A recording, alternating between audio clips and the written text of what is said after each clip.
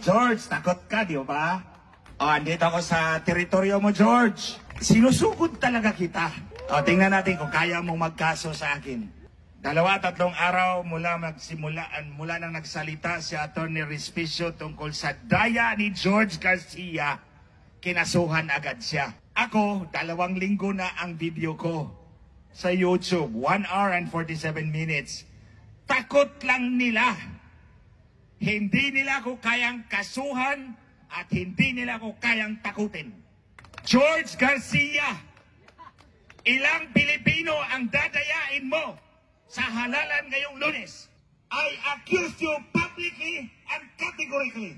Ang dayaan nandyan sa Palasyo del Gobernador. At ito, mga kababayan, bago to. Kagabi lang to tinawag sa akin. Precinct number 240. Barangay Santo Niño, Butuan City. Kahapon nag-testing and sealing ng mga makina sa Butuan City. Test ballot number 9.